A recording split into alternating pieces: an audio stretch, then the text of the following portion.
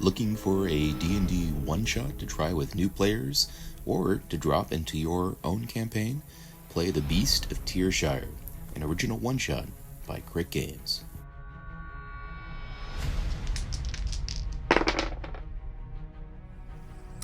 Hey everybody, this is Robert from Crit Games. I'm going to share with you today a one-shot that I wrote. It's called The Beast of Tiershire. So you can find this if you go online to critgames.com. We have it posted there. Go to the website. There's an actual section, which is the free section of free downloads. You can drop into the D&D 5e one-shot, The Beast of Tiershire. If you scroll to the bottom of that post, you'll find a download link, which will bring you right to the PDF. Because this is a one-shot, the idea was I kept this to one sheet of paper. It's front and back.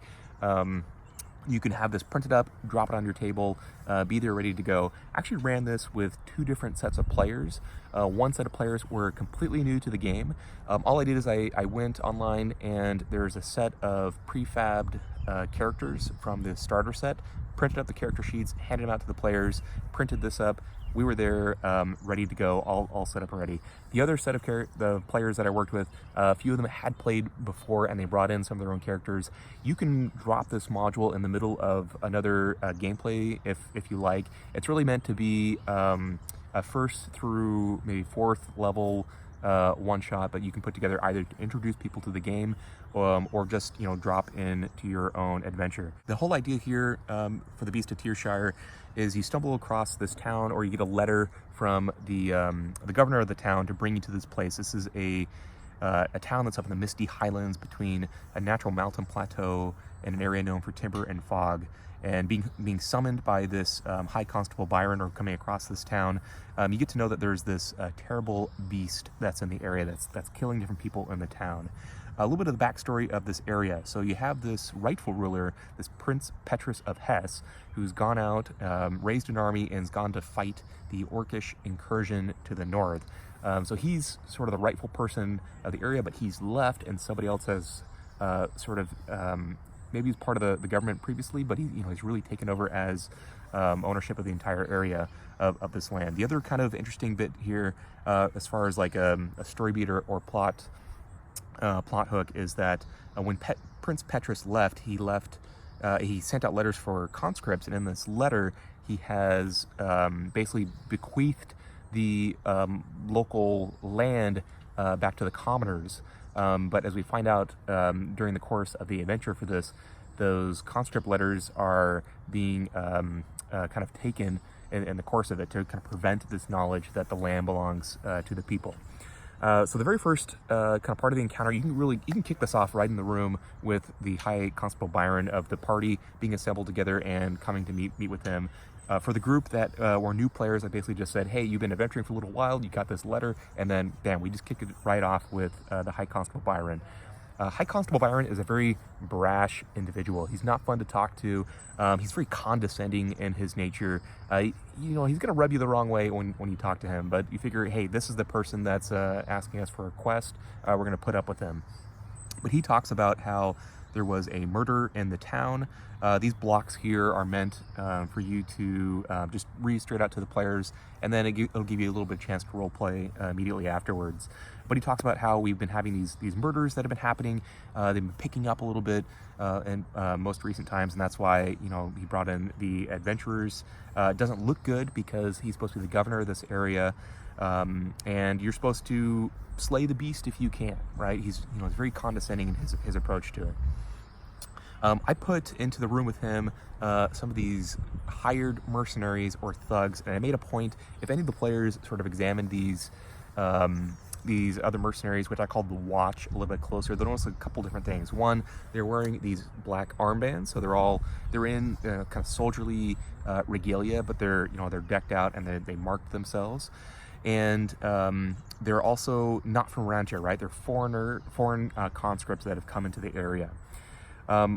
My players in both groups would basically want to go investigate the murder, so I had a hook or plot beat to go investigate the most recent one, which was a blacksmith in the local area. And when they go to do so, they'll find one of the friends of the blacksmith sort of dead on the ground. but they'll also find this conscription call that came from Prince Petrus. So in this letter, before Prince Petrus left, he sent out conscription, basically getting people to join the army. And in the actual letter, he talks about how the land will be held in common with the people in order to make sure that, hey, nobody's going to take advantage of the people in his absence. Of course, that's happened, and now these conscription letters are being targeted, and people who have them and who haven't left for some reason are also being targeted. But you'll find that out as you kind of reveal through the game. Now, so this is kind of the first puzzle. It's the first victim of the beast. And one of the things that I did with my players to kind of further things along is I would have the watch basically come in. The watch, they're basically a militant force in the town. The townsfolk don't really like them that much, and they're doing things. You can either have them be openly brash to the people or extort people, or what I just had happen was the watch kind of comes in while the players are investigating the victim. They're obviously looking for something on the victim when they come in. If they might get a little kind of push and shove with the players. This might be their first encounter that they get in the game. Basically, the idea is that the watch will pick a fight with you, or you can maybe kind of de-escalate in some sort of role-playing way. But it should be very obvious that they're there, they're a nuisance, and they're basically just kind of thugs, right, in the local area. And they're interested in basically getting a hold of this conscript letter, which the players, of course, when they're investigating, they're going to find this thing, they're going to read it, they're going to know something is up, and hey, there's something special with this. The other aspect, and you can introduce this in a few different ways, there are these black marks that are left on some of the different doors in the town. And it actually happens for every person in the town who falls victim to the beast has one of these black marks that was kind of painted on the doors. And I would either plant this in the interaction with the watch itself, or have the players discover it as they go to maybe another site where the beast was, if they didn't discover it in the blacksmith site. But the idea that they find these marks, and these marks are tied to the watch, who are actually applying these marks onto the doorways. So the backstory here is that the watch are going through the town, and if anyone is either problematic or suspected to have one of these conscript letters, they'll mark the door, and then the beast will come in the night and kill them. So the kind of the two takeaways here is the beast hunts at night, and that there are these black marks that are somehow tied to the watch who are putting on the doors.